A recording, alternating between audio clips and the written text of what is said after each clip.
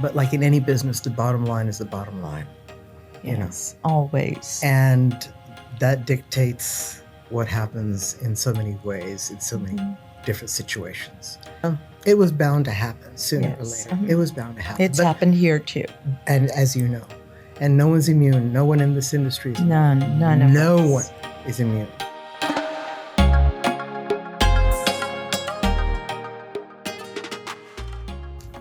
Hello, and welcome to Nosotros, the podcast about Mexican-American politics, history, cultura, y más, brought to you in part by the Gomez Law Firm. I'm your host, Elaine Ayala, Metro columnist for the San Antonio Express News. My guest today is Jessie Degollado. She'll talk about her name soon. She's the former but longtime TV news reporter for KSAT 12 News, who with several other colleagues left that station in July. KSAT viewers have been in mourning ever since. But Jessie didn't go far. She's now at KLRN, just across the street from this studio, as co-host of its program Salud. It's good to see you, Jessie. Bienvenida. Qué linda. Thank you for having me. Thank you. It's, Qué honor. Gracias. Oh, it's mine. Let me tell you. I'll have to tell a story first. When my goddaughter, Lenny, was living with me her junior and senior year in high school at Lanier, she had a project to do a newscast with 3 or 4 of her friends. They were part of the team. She was Jessie Degollado. And she had this fake microphone, and she was wearing my New York overcoat and pretending it was just snowing outside, and she mentioned a winter wallop, and she signed off. This is Jessie Degollado, KSAT News. I just loved it. Okay, we're going to play a little game of this or that. Here we go. B-roll or cinnamon roll? Ooh, cinnamon roll. Oh, good. You see, you've already moved on from your life. Oh, yeah. Morning news or evening news? Evening. Of course. City council or county commissioners? County commissioners, actually. Really? Oh, you're outside the norm, I think. Big hair or big lashes? I wish I had both. Okay. High heels or high crime? Well, I can't wear high heels anymore. So, but you love high crime. You were there at the courthouse. I covered many a crime scene, many a crime scene, yes. Favorite Mexican cafe hangout?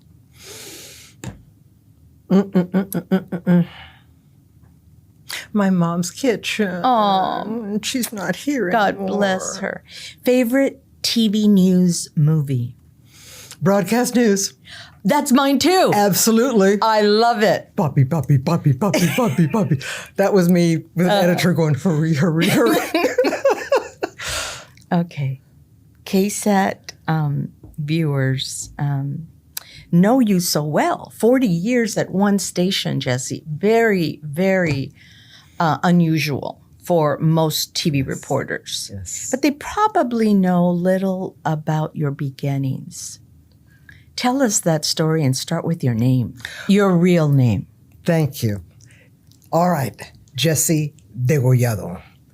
Jessie Maria de Jesus. Degollado. Were you Catholic?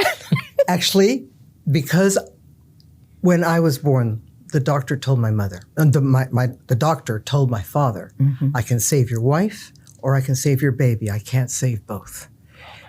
And he said, I don't care what you have to do, but you save both of them. Oh, your dad, bless his heart. And this was in Laredo, which is where I was born, Laredo, Mexico, across from Laredo.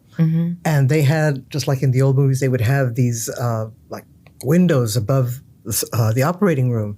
And he got up on the roof, and he was down there watching everything that was going on. Your dad? Yes. Oh, my God. And lo and behold, we both survived.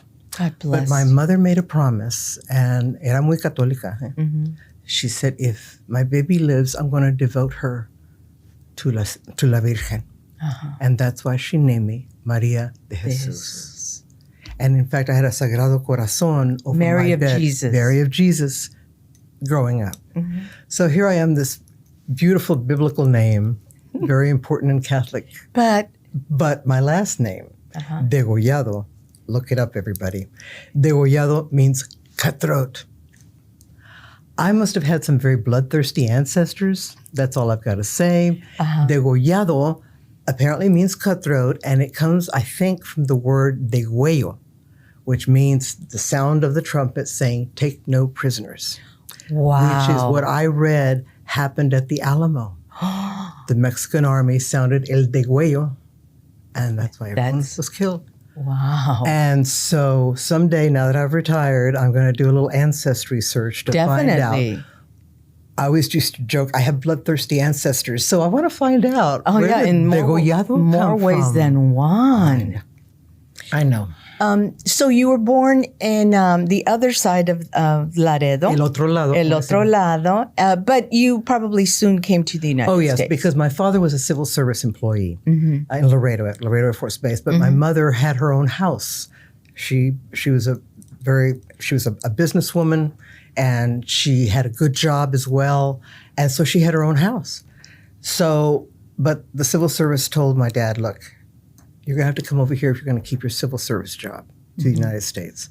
So mother came, and we landed in Laredo. So you grew up in Laredo. In Laredo. There's so many good journalists that came out of Laredo. Oh, you, yes. Didi Fuentes, Nora Lopez is from the other part of the Rio Grande, but so many of you that came to San Antonio to work in either TV or news. Yes, and it has very strong news. Well, I started a newspaper at the Laredo Times there. Okay. And and there was the city editor was a fellow by the name of Larry Jackson. I'll never forget. And he, showed me the ropes. I was blessed in that I was able to get a scholarship to Baylor. That's what I was going to ask you about, how you got from Laredo to Baylor. Such a conservative Baptist university. Well, like I said, éramos muy católicos, ¿sí? But then leave it to Jehovah's Witnesses to come knocking on our door, and they brought their Bible. And Mother and Daddy sat there and going, Bible? They'd never seen a Bible. And so they're good Catholics. Yes. They knew everything just else. Just hear it at Mass. But don't just need to have your own copy. I know. So Daddy, because he worked at Sears in Laredo, he knew everybody. Daddy was so gregarious. And there was a gentleman there who invited us to attend his church, little Baptist church there in Laredo, English language church. So we went. And it was eye-opening. People singing hymns, people looking up scriptures. Everybody had a Bible. Study, yes. And it was opened a whole new world. And so that's when I was about a teenager and up into high school. And then I was told, you need to apply for a scholarship. The Baptist General Convention of Texas offers, especially back then, they were looking for Latin American students, that's what they called us back then. Yes. And so I was blessed and I was able to get that scholarship. Plus, back then, in the 60s, the federal government was giving away money. Oh, those federal are the days, grants, my friend. Federal grants, loans, minorities, please come to college. Yeah. Yeah. Long before there was DEI, there was always this effort to, write a and level the numbers the playing field. then were so low too that they were working, swimming upstream to try to better the numbers. Yes. Was that a good experience for you? It was daunting at first because here I was, Mexican-American girl from Laredo, Texas, and here was Baylor University, like you say, very Baptist, very white, very conservative. And here's a funny story. Funny, not so funny, that the dorm where I was in, there were other Hispanic students, women, including the daughter of the pastor of the Hispanic Baptist Church in New York City. Wow. Okay, and she was attending Baylor. And we looked around and we thought, why are we all on the one wing of the dorm? Why are we all living here? So we all went down and talked to the dean of women. I said, why do you have us all on one floor? And she said, well, because we just thought you'd want to be together to support each other. And we all said, no, madam, that's not why we came to Baylor. We wanted to expand our horizons. We wanted to see who else we could meet and network it with and talk to. And so they broke us up and put us into different dorms, different rooms. But that was What year was this? This was 69, I think. Wow. Yeah. Trailblazer even then. Well, because we had to be. Because society was changing. Yes. From the South The Texas 60s, rigid discrimination, we were considered lesser than, and then suddenly, LBJ and civil rights and, equal We owe a lot opportunity. to LBJ. LBJ, God bless him. And so that's how that started happening. Wow. But I was fortunate because Baylor had a tremendous journalism school. I was going to go to Mary Hardin Baylor, which was an even smaller Baptist college. I know that one. I had a lot of Baptist friends. There you go. It's in Belton, outside Temple. And so my pastor said, well, Jessie, I hate to tell you, but they phased out their journalism program, but Baylor has a great program. And so we got on the phone with the man. And such a better school. Oh, hugely. So the scholarship people got on the phone with the people at Baylor, said, I have a young lady here from Laredo, Texas, and she wants to attend Baylor, and she's on scholarship, Hispanic Baptist scholarship. Okay, all right, okay, I'll tell her. Okay, and that was it? You're in. Wow.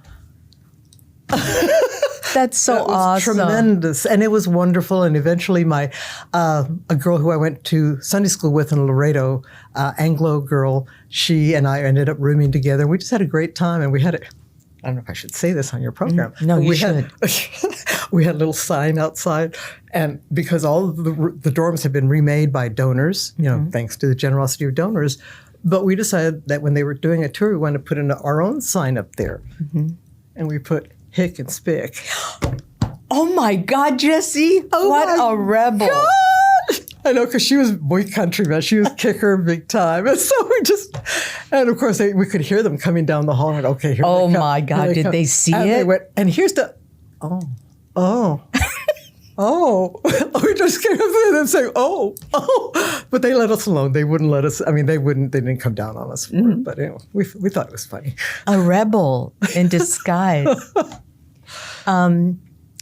I didn't know you started in newspaper reporting. Did you go there right after Baylor? Well, it was at Baylor that I got my first byline and my first paid job as a staff writer for the Baylor Lariat. The chairman of the department was Dave Chevins at the time, already in his almost nearing 80.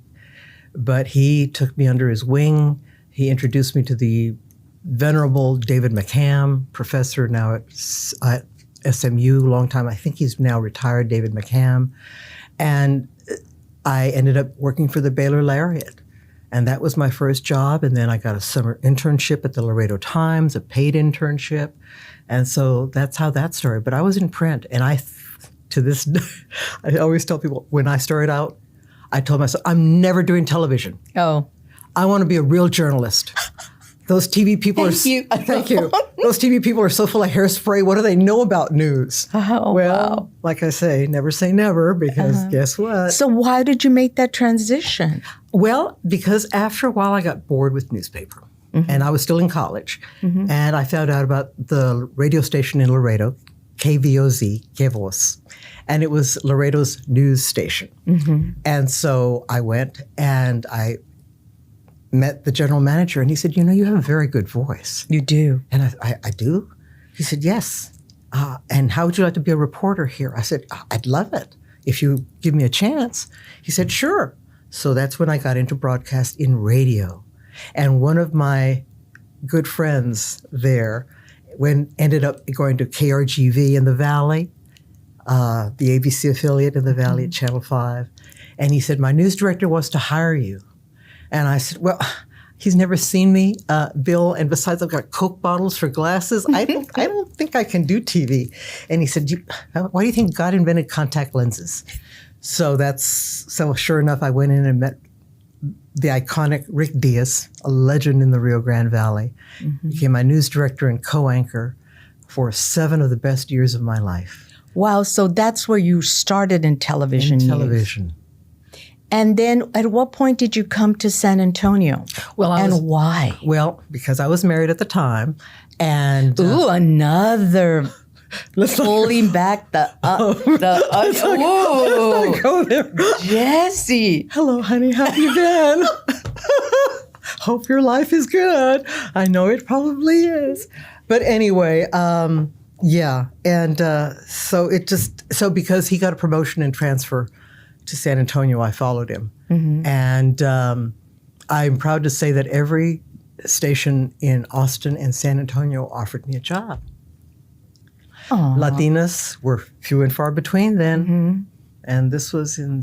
And you were good. This was about 77. Yeah. And no, I got here in 84. That's right. I got here in 84. And, but KSAT made me the best deal, made me the best offer. And so that's where So altogether you were at KSAT for how long? 40 years. Oh my God. Well, if you want to, I took a little break and did PR for a while because I want to get PR out of my system. Hated it. Hated it. And so I just, Jim Came right back. Jim, you got to take me back. I made a terrible mistake. He said, I figured you'd be back. So, yeah. Wow. Looking back, I have a hard time remembering the last column I did, or somebody will mention a column, and I thought, I did do that? Oh, well, I better look it up. But looking back on really a lifetime of stories, are there certain ones that stand out because of the content, because of the circumstance, because of the time? I think when people ask me that, what stories affected you most, it had to be, sadly, during the Iraq and Afghanistan wars. When San Antonio was losing its young men and women almost on a weekly basis, sometimes on a daily basis. And I had the dubious duty of approaching the families to see if there was anything that they wanted to share about their son or their daughter. Oh, it's got to be the worst feeling. And I'll never forget a family out in the county. It might have been Atascosa County, but it was out in the county. And their son had been killed. He was a Marine, had been killed in Fallujah, when Fallujah was just a horrible, horrible battle. And his name was Gene Ramirez. I'll never forget Gene Ramirez. That name sounds familiar. Yeah, well, you probably did. We all did stories. Yes. And his family said, sí, por favor, pase, pase. And I was like, oh my God. It turned out that apparently had just recently, like within hours, maybe even the day before, had found out the Marines had just left. Oh, and they got that visit. But yet here they were, opening their house, their arms and their hearts. They were probably still in shock. And I'll never forget that. And Elaine, stop and think. That was just one of how many other countless grieving families I've spoken to in 40 years. People over all sorts of situations. Accidents, shootings, crime, fires, whatever. And yet it always astounded me how people wanted to share this moment of pain and sorrow, because I guess they wanted to make it, this was our tragedy, not just any tragedy. This was our tragedy. And we want people to know. And so, thank goodness you were so understanding, because some of our brethren are not. Yeah. We've all seen or heard of those situations where you think, oh God, don't do it that way. So you were that calming voice, and that's why they let you in. I think I have, thanks to my mother and father, because they were also the same way. They had a lot of empathy towards people. And very soon after I started at KSAT, I'll never forget this, Elaine, and you've probably run across a situation that's similar. There was a lot of gang violence, as you know, on the West Side in the 90s. Yes. And it was one of those drive-by shootings. I went and spoke to the family of one of the victims, and I'll never forget this woman. She said, "You don't care about us. You just care about your story." And I was taken aback. Oh yeah, I've heard that one too. Yeah, and first of all, it's their right to say no. Yeah. And there's calls I've made when I've been, you have to call somebody because somebody died, and And you can imagine how they feel. It's not surprising. Angered. And that they bothered to talk with me, I'm always amazed. And that they refused did not surprise me. Yeah. And I would just say thank you and hang up the phone. It's their right to say no. Exactly. But that was the first time it was ever put to me so directly and with her finger pointed right at me. Yeah. I'll never forget that. And I shared that with some of the younger reporters because they're all full of vim and vigor and enthusiasm, and they want to go get that story, go get that story. Well, yes, go get that story. But realize you're dealing with human beings. Yes. And human tragedy so exactly. much. So that's where I think empathy and compassion has a role, even in journalism where we're supposed to be hardcore and hard-nosed and nothing gets to us. Well, No. We're people too. Yes, things get to us all the time. You have such longevity in this business, and this business has been very rocky on both the print side and the broadcast news and radio. The changes have been so sudden, so dramatic, and lots of people are no longer with us because it shrunk so much. So, talk about that. How you saw the business change over time, and what's its state now? And as you cited, the media industry over the last decade or two has been evolving. Like the rest of the world, nothing stays the same. And we still don't know where it's going to land. No. It's like buckle up. It's going to be an interesting ride. So, but KSAT became such a warm cocoon. It was a great place to work. The atmosphere was very nurturing. And so I just thought in my innocence that nothing would ever change. I would always be there. People used to say, so when are you going to retire? And I'd say, well, I guess you're going to have to wheel me out of here someday, but I'm going to hang in. Well, about a year ago, I started thinking, Jessie, 40 years is maybe long enough. And maybe that's a good cutoff point for you. Maybe that's the time. So, but then what happened.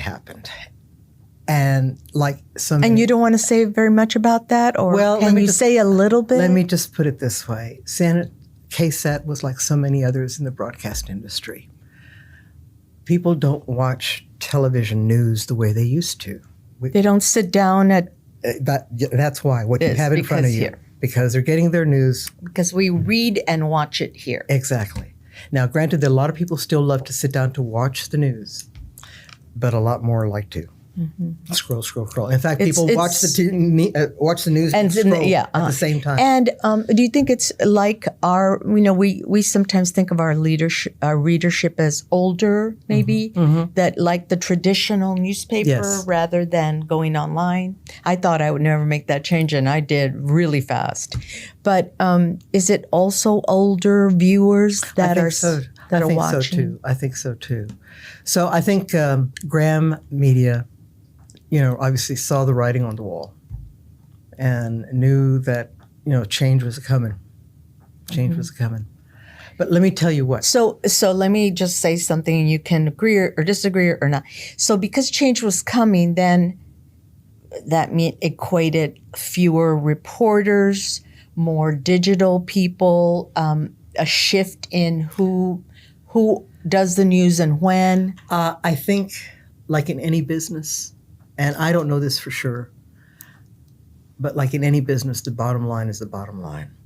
Yes, always. And that dictates what happens in so many ways, in so many different situations. And so the offer that they made was very generous, I thought. I joked with the guard downstairs that they had to give you money to finally go away. I said, oh, really? Okay. But no, it was bound to happen sooner or later. It was bound to happen. It's happened here too. And as you know, and no one's immune. No one in this industry is immune. None of us. No one is immune. But let me tell you, Graham Media has gone out of its way to take care of us. They, first of all, gave us, not that I'm rolling in the dough, but I was taken aback by how generous it was And not only not because they didn't just say, okay, here's a check, goodbye. No, they provided certified financial planners, each of us, Wow. to help us. When you deal left, with it that. was how many of you that It was, left? I think, 12, wasn't it? Yeah. Something like that. Yeah. Yeah. And many of you with 40 plus years Well, experience and anyone over 25 years, I think, over 25 years experience was eligible. offered. Yeah, was eligible. Not all took them. Not all took the offer, and especially some of the younger ones. But that's fine. That's their choice. But for me, the time had come, and I'm just blessed that it came the way it did. Granted, like and I know that our jobs are who we are. It's our identity. It's our identity. I'm facing that decision soon too, right? And I think like I have always been a reporter, a journalist of some kind, and now I'm a podcaster. I mean, it's going to be hard to let go. Yeah, it is. So you get a sense of what Biden might have on a higher level. He had to let go. Exactly. Okay. Along with the other things you do well, you're a great columnist. Oh, thank you. I love your columns. They always hit the mark. Always hit the mark. Thank you. So we're part of a mutual admiration society going way back. Thank you. And yeah. So we're going to get our news differently. We already are, and that was part of the change and evolution that led to your decision at the right time in your life. Speaking of timing, Sherry St. Clair, the news director at KLRN, she knew what was going on because she was a former KSATer herself. And she's in the business, so she's watching. In the business, and so she's her neighbor right outside her back door. She's over here. Over here. Yeah. And so she said, Jessie, how about you come with us? Yeah, let's do it. Because she has, of course, Melanie Mendez Gonzalez, the co-host of Salud. In fact, I was a guest of hers in her second season. I was one of her guests. And she said, we want to expand the show, and we'd love you to be a part of it. I thought, oh my God, I'd love it. Well, tell us about the show, what you do. Well, the new season starts in September, and we've already shot some of the newest interviews. And so what Salud does is basically that, salute Latina leaders in our community. It's been mostly business leaders, but we're also looking at other leaders who have taken up the banner for what's important for them and their community and their families. My part of this my segment is called Getting Started. Yes, these women have reached a certain level in their careers, but how did they get started? How was it for them when they got started? And what can we learn from that? Because I'm sure there were bumps along the way, and some of the women who I've interviewed have said, oh yeah, there were bumps. There were bumps. But they didn't let those bumps or those barriers or those, no, I don't think you can do that. Yeah. Stop them. They were determined. They were courageous. And so I think by talking to them about, again, how it was that they got started can hopefully inspire other women to follow in their steps. And not only that, let's do equal opportunity. I think if men could understand what it is for women to take leadership roles, to take that step that they, had generations already ahead of us. I think it's important that they know that, hey, we are who we are now. And you can learn too. So going back to the question about longevity, what was it in you that you could share with aspiring journalists in print and radio and broadcast? How you persevere, how you make the long run. To say you've got to love this business doesn't even scratch the surface. How do you love? You have to love it more than your paycheck. Yeah. Because you have to have a curiosity. Because I was always a curious child, or as I think it was someone who says, La preguntona? Bueno, la metiche también. Oh, la metiche, okay. I was called all those things. Yes, and I'm proud of it. Because I was always very curious. I always wanted to know why. But what? What's going on here? Why? I grew up, my grandmother would always send me to go get the Spanish language newspaper, El Diario or El Mañana. So I would bring her those newspapers, and of course the pictures were all blood and gore and all that kind of stuff. But she would read the stories to me, and I would be following along. And thank goodness my parents would say, "What are you reading to her?"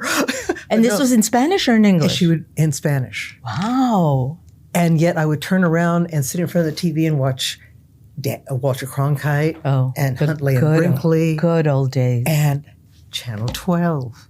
I grew up watching KSAT 12 on cable in Laredo. Oh, my goodness. I would watch. And, of course, my grandmother would love to watch that because back then it was mostly just ambulance chasing. Yeah. And she would love that. And she'd like to see the bodies being loaded. Mira. Yeah. That's so bloody. And it's that was also the whole style in Mexican newspapers. Yes, exactly. That's what I'm saying. And so that's how I kind of got tuned into KSAT 12 early on.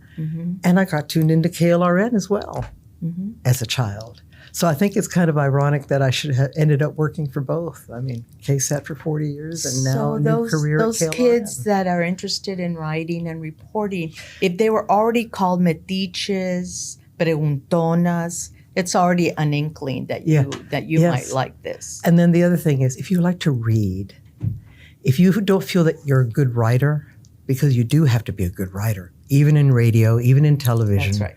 You have to be a good writer. I had a love of books. I was an only child. Books for my friends. Books for my brothers and sisters. And thankfully, my mother would take me to the library every week. And I remember quite vividly having a stack of books and on my tippy toes. I put them up on the desk so I could check them out.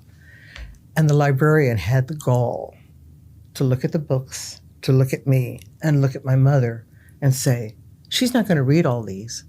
And my mother said, "You don't know my daughter." Wow. How could a librarian say something like that? Oh, my God. But it's so discouraging. I mean, it's really? Like, really? Where do people get the gall, really? I know. But I love my Nancy Drew books. I love those too. I know. And I love Greek mythology and Roman mythology. I love biographies. I would just go through all of them in my school library. But think about what kids are reading now. Is it everything online? Yeah. Or do they actually open a book? No, I don't think they're opening books. Although in my family they are, because we all give them books and they have bookshelves. And they probably have more limits on screen time. True. Because on screen time, they're watching a lot of videos. Yeah. It's so annoying. I can't even stand hearing them in the background. I know. But if you can find a love of the written word, you've taken a big step. Right. A big step. Even curiosity, a love of the written word. Those were the two main ingredients. Now, granted, I was the shyest person in the world, believe it or not. I stuttered. Joe Biden, I sympathize. Yeah. Because I stuttered because I was so insecure as a child. But I told myself, Jessie, I had a little talk with myself. I said, Jessie, what are you so scared? What are you so afraid of? Well, talking to people. Well, then learn how to talk to people. I took speech classes. Oh, well, that's so helpful. And I took drama classes. Absolutely Besides, helpful. there was a boy in the drama class that I watched.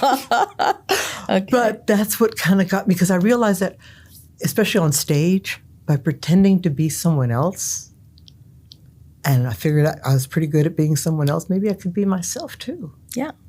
Fake it till you make it. That's right.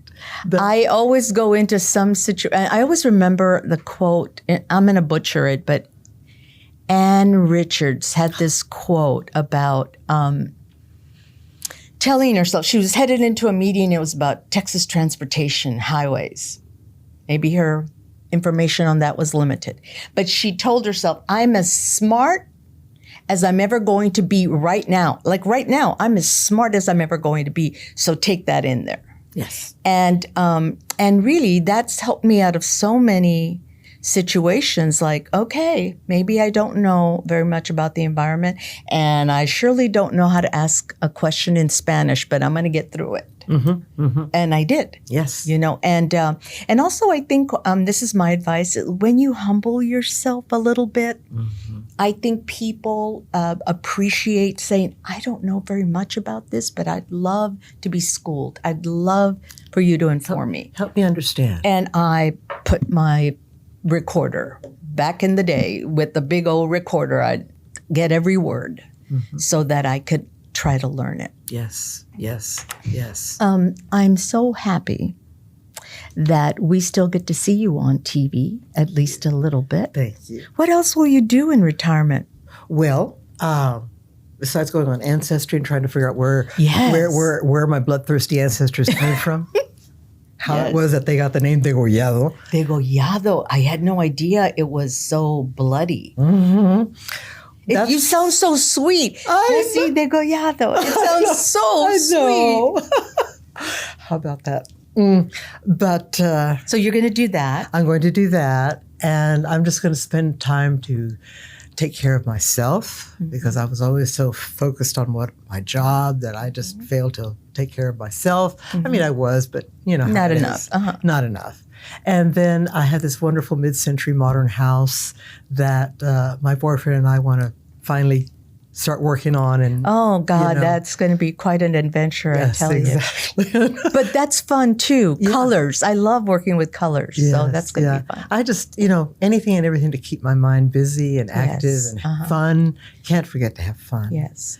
Well, I know you have been honored so deservedly by so many organizations for your work and your lifetime of contributions.